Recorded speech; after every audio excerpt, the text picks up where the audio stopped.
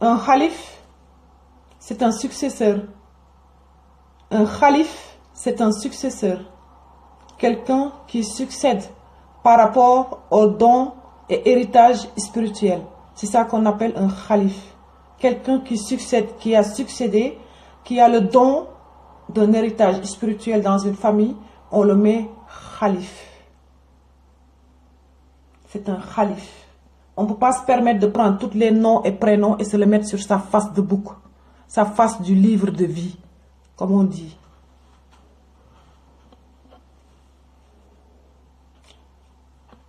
Dougou Khalwa, man Dougou Khalwa, ça s'appelle une retraite spirituelle. Quand tu fais la retraite spirituelle, tu te retires de Dunya. Tu fais avec Dieu pendant des années et des années et des années. Ce n'est pas une semaine que tu Dougou Khalwa. Quand tu dis Dougou Khalwa pour une semaine, tu vas faire le bon. Tu boy Dougou Khalwa, ça s'appelle la retraite spirituelle. Tu te retires, tu sors du monde de Dunya, tu rentres dans le monde de la divinité de Dieu et tu te retires de tout. C'est ça qu'on appelle la retraite spirituelle. Tu vas vers les plus hauts degrés de vibration pour aller vers Dieu. Il y a beaucoup de savants qui le font ça, une petite retraite spirituelle. C'est se retirer de tout, abandonner tout pour Dieu, pour un temps déterminé.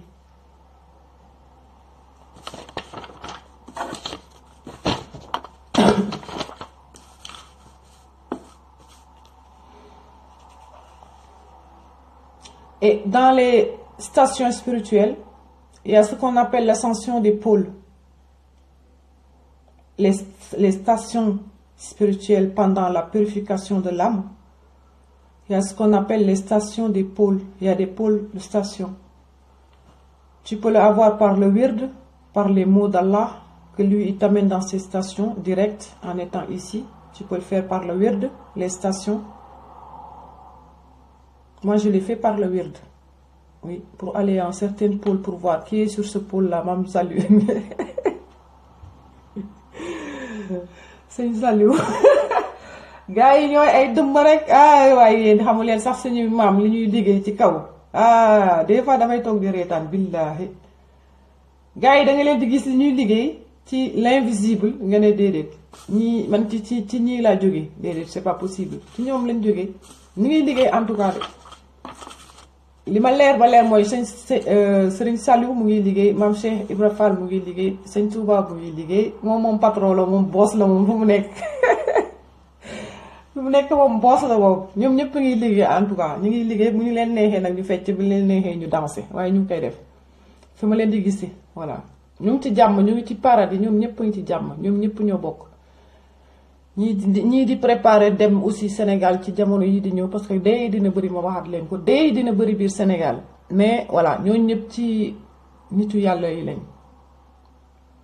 parce que am na ñoo xam ne yàlla da leen a yónni woon ci ñun si suñu biir ci suñuy famille ñëpp pour ñu ñëw toog boobu am na lu muy def ci dëkk moo tax waru leen koo xeeb toog bi ñu toog noonu suñuy paa suñuy sëriñ suñuy lépp ñu toog liggéeyu ñu nekk ci turu yàlla mal ñëpp bàkkaar de toute façon il faut pas prendre le côté mal il faut quand même prendre le côté positif donc ce côté là parle du côté positif parce que le côté mal il est là moi aussi j'ai le côté mal comme tout le monde donc le côté positif il faut le dire ils ont tous œuvré de tout ce qu'ils pouvaient œuvrer selon leurs moyens voilà c'est Dieu qui est amour qui sait ce qui est dans chacun de notre âme. Mais le jugement, ça fait partie des piliers. Le jugement et le destin, ça fait partie des piliers de l'islam. C'est loolu moom kenn mënu kaa bañ day am. Moo tax nag même s'il y a des décès, s'il y a des trucs, Dieu il est là. C'est Dieu qui prend les âmes. C'est lui qui a la clé. C'est lui qui prend les âmes. Et il faut que Dieu il nous aime. S'il est en nous, parce qu'on est sa famille. On est sa famille en premier. Avant les blancs, c'est nous, les noirs en premier. Oui. Ñoo jëloon ndaare ñoo jël ndaare ci dunya mais ndaare tamit mën nañu ñoo jël premier fi mu ne nii parce que dañ leen bàyyi nit ki boo xamee yoon wi danga koy bàyyi mu avancer lu bëri bu ñëwee nag fekk na yow yaa ngi toog fële sa point ba d'arrivée di ko xaar te du xam foo jaar loolu mooy yëpp mbiru yàlla yàlla lépp lay misaal ci àdduna même pour àtte nit ñi sax daf leen di misaal ci biir àtte daf lay misaal lu bari.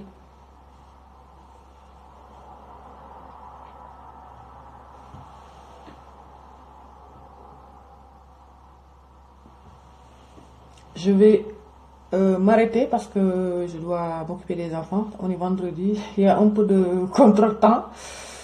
Inch'Allah, je vais parler une autre fois. Je vais donner plus de... Si je ne me sens pas attaquée, c'est pas grave. Si on m'attaque, je répondrai. Mais on continue quand même l'enseignement. Je vais continuer l'enseignement par rapport au chakra. Pour Cheikh Dien, je vais parler prochaine fois pour les chakras. Pour qu'on comprenne comment notre corps fonctionne et ce qui est dans notre corps au niveau des énergies. On va parler aussi de l'énergie de l'argent, parce que je voulais en parler beaucoup plus que ça, parce que l'argent sale, Dieu nous a montré que tout ce qui est sale, ça se nettoie, parce que nous salté suñu yaram dañuy sangu suñu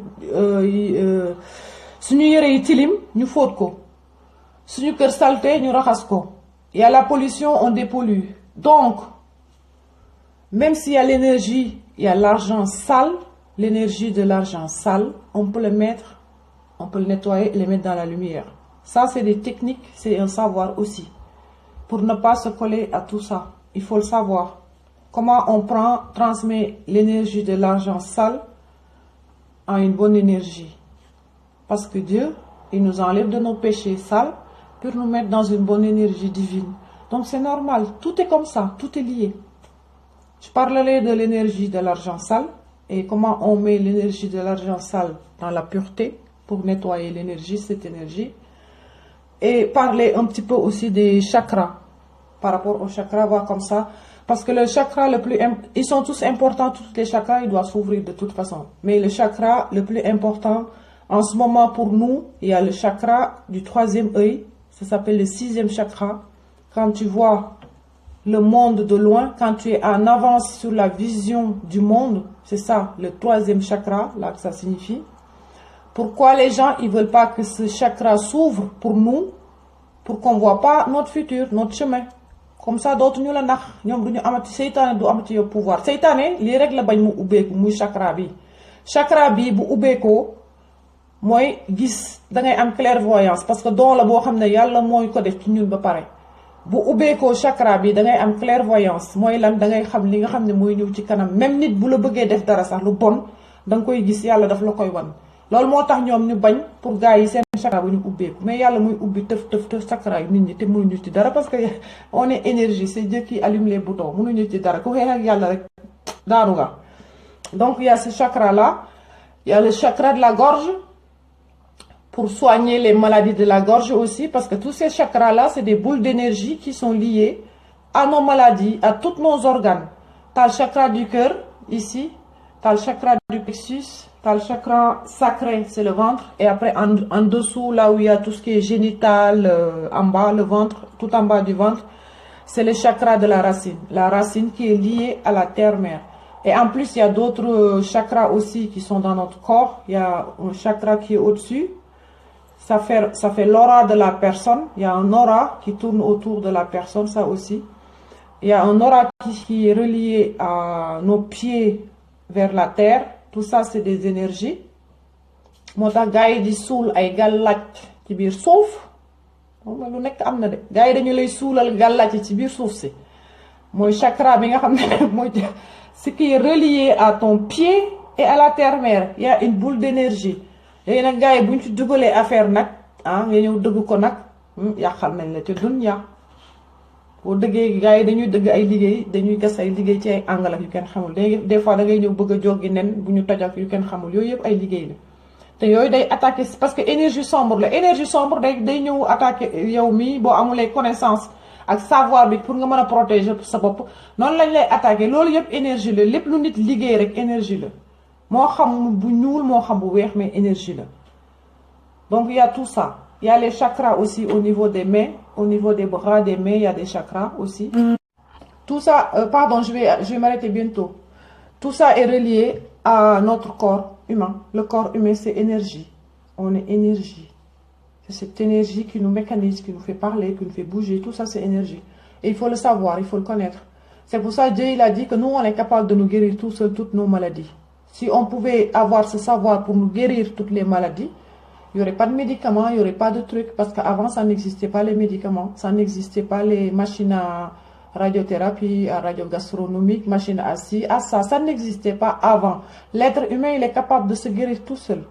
Tout seul, de toutes ces maladies, de tout. Tout. Comme c'est une énergie, il faut remplacer cette énergie toxique en toi par une énergie qui guérit. Et tout ça prend dans la vie. Il faut l'apprendre. Il y a une énergie qui guérit que tu vas mettre dans ton corps énergétique à l'endroit pour que ça t'enlève toute cette mauvaise énergie. Oui. C'est donnant-donnant la nature. Énergie, c'est donnant-donnant. Tout est donnant-donnant dans la vie. Avec la divinité de Dieu. Je parle du côté divin. Pas du côté dunya. Tout est donnant-donnant. Tu vas faire quelque chose pour la terre-mère. Tu donnes quelque chose à la terre-mère te le redonne. La Constitution remplace la Bible et le Coran, bokkal, les politiciens, nos imams. Non, la Constitution, ça n'a rien à voir avec la Bible. La Constitution, ça n'a rien à voir avec la Bible, mais au Sénégal, on ne sait pas s'ils ont la... Parce que la Constitution au Sénégal, c'est comme je veux, c'est à la carte. C'est au menu. C'est à la carte. Une Constitution dans un pays, c'est à la carte, c'est au menu.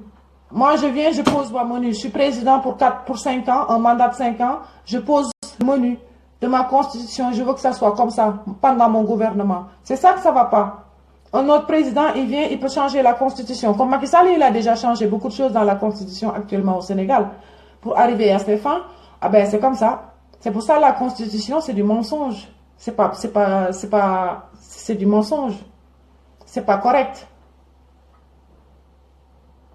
On ne peut pas être un pays 90% musulman, gouverner un pays de 90% musulmans, 10% de chrétiens ou je ne sais pas combien, et avoir une constitution pour tous les musulmans, ça ne va pas. La constitution, ça ne va pas avec l'islam.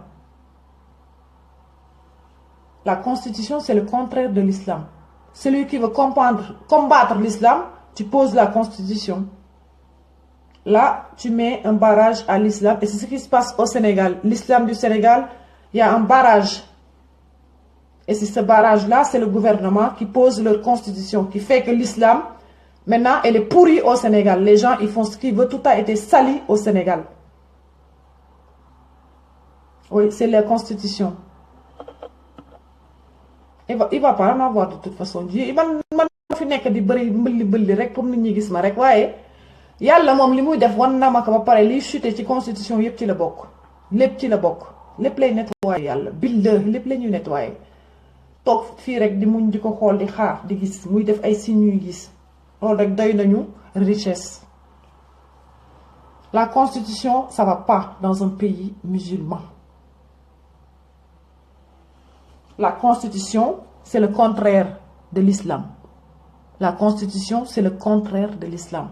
C'est la face contraire de la vérité. Voilà. L'islam c'est la vérité. Et la constitution, c'est le mensonge. Mais on ne peut pas mélanger un mensonge et une vérité. Non, c'est l'islam qui restera debout, mais pas la constitution de Macky Sall ou d'aucun autre président au Sénégal. Man Sénégal la judo, Sénégal la yaro, fala magé gis na lépp. Gis na transformation Sénégal. Ni Sénégal transformé ak ni ko seytaane jëlé, gis na ko samay bët nii. te li may wax xam ngeen ko yéen a ngi koy vivre Sénégal xam ngeen ko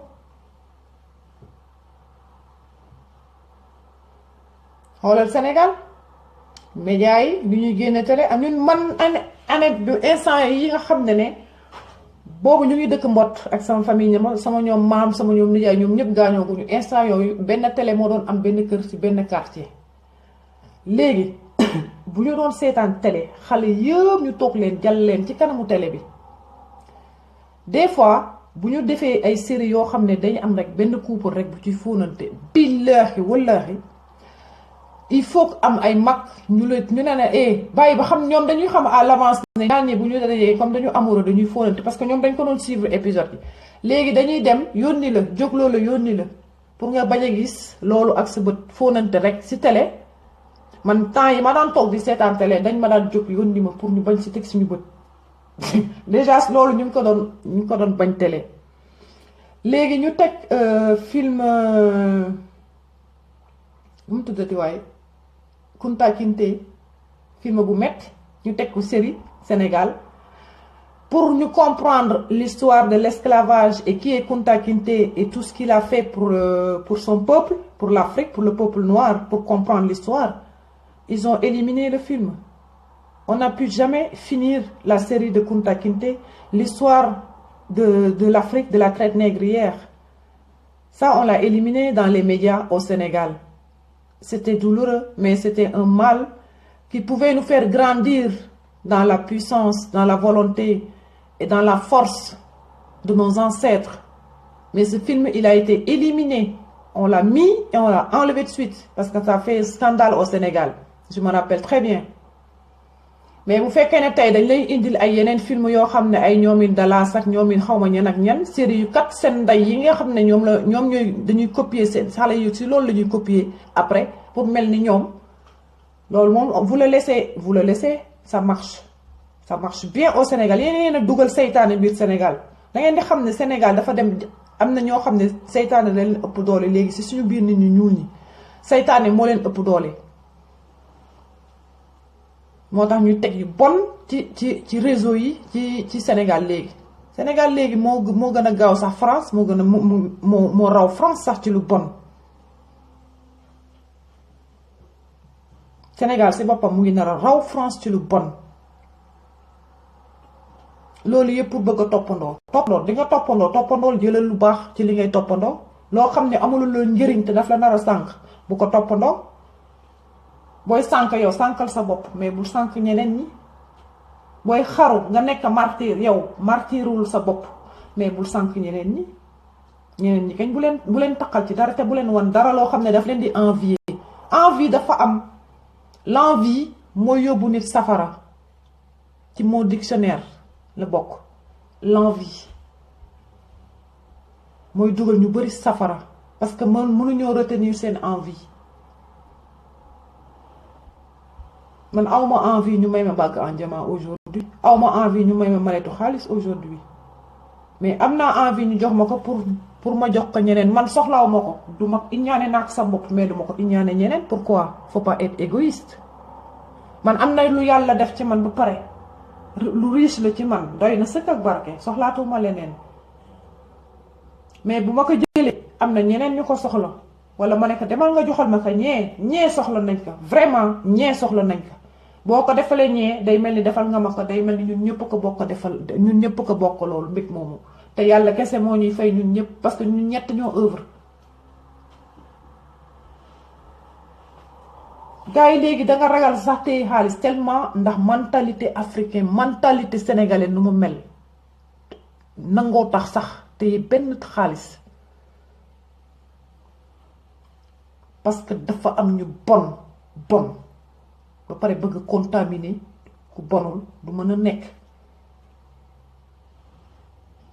surtout ci xaalis surtout ci mbirum xaalis jaral na nit lu ne man xaalis jaral na ma man may ñax xiji oui pour dimbali nit mais jaral lu ma man je cherche la facilité pour de l'argent il y a beaucoup de façons de recherche. Il y a la facilité pour l'argent, il y a ça ou il y a rien. Soit ça, ou tu fais pas, tu restes tranquille, ou tu vas aller le chemin le plus vite.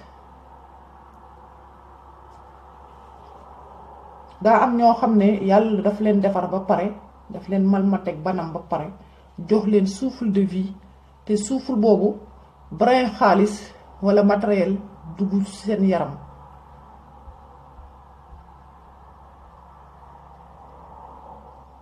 am na ñoo xam ne nag duggul woon seen yaram mais comme dañoo def des mauvais choix ce qu'on doit faire des mauvais choix tu prends l'autre chemin seytaane attiré la on prend l'autre chemin parce que yàlla dalay teg épreuve yow mi pauvre pauvre type yàlla dafay teg épreuve yow mi riche ba ca collo ga nga gën a riche ñëpp ci dunia yàlla aussi daf lay teg épreuve ci richesse boobu ki pauvre aussi yàlla daf lay teg épreuve ci sa pauvreté ba xam comment tu vas faire waaye yàlla dalay rucc di la rucc doo am dara comme yey moo tax boo gisee ñuy tiitaroo fii ay lii ak am naa lekk di wane fii ma ne oh mon Dieu Seigneur pardonne-le parce qu'on ne sait pas ce qu'on fait on est des ignorants parce qu'on ne sait pas si on ne sait pas on fait que des conneries maanaam mu wax mu naan day beew ñun suñuy maam ay waliw dañu jàngal beew xamuñu luy beew mooy lan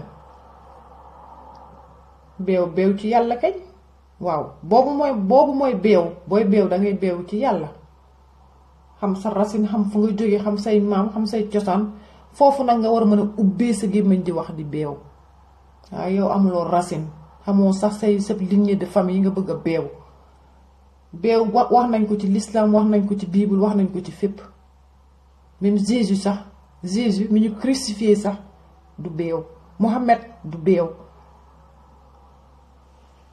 sëriñ si kenn du ci beew gisuma sëriñ buy beew li nga am yaa ngi ko am toog ci nit ñi gis nañ ko di ko wax mais am na ñoo xam ne dañ koy wane ko carrément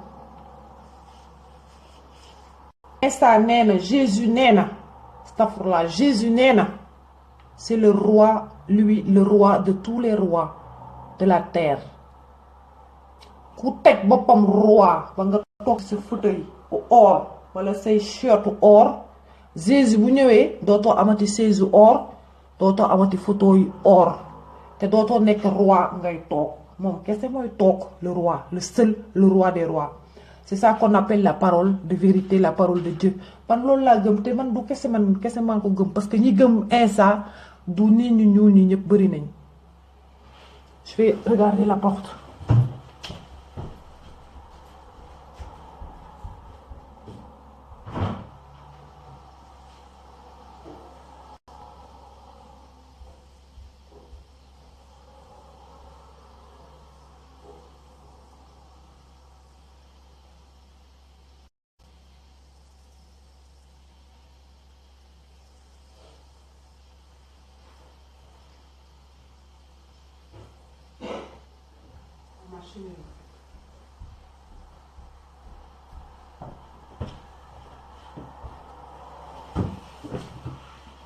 Donc voilà, beew c'est une leçon d'éducation, c'est une leçon de savoir, c'est une leçon de sagesse.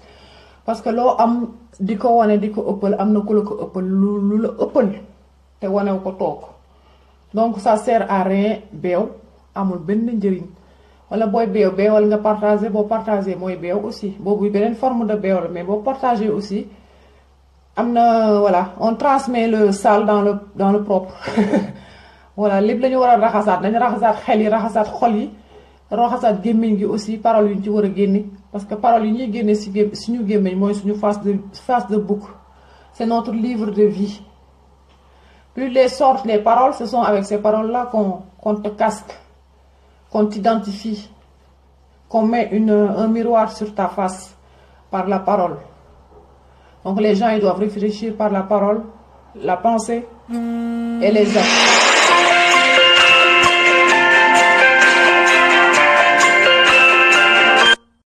Allô? Oui, bonjour. C'est la maîtresse d'Alexandre. Oui, bonjour madame. Il n'y a personne qui est là pour chercher Alexandre. Oui, j'arrive. Normalement, c'est Alan qui devait venir, mais lui, il est en train de vendre les fleurs avec l'école. D'accord. J'arrive, parce qu'il est venu tout à l'heure, qui m'a dit qu'il allait le chercher. Oui, alors là, il n'y avait personne, en tout cas jusqu'à maintenant. Je pars tout de suite. D'accord, alors très bien. Merci. Au revoir. Au revoir. Voilà, je vous laisse. Je suis occupée, je dois aller chercher mon fils. À très très bientôt, Inch'Allah. Que Dieu nous bénisse et que Dieu nous pardonne tous nos offenses au jour le jour et nous mette dans la lumière de sa source, de notre source originelle. Amen. Que Dieu nous sauve, qu'on fasse partie de ses élus, de ses aimés et nous voulons être avec lui. Voilà, nous l'aimons, il nous aime. Voilà, soyons avec Dieu qui soit avec nous. Merci. Gratitude, à très très bientôt.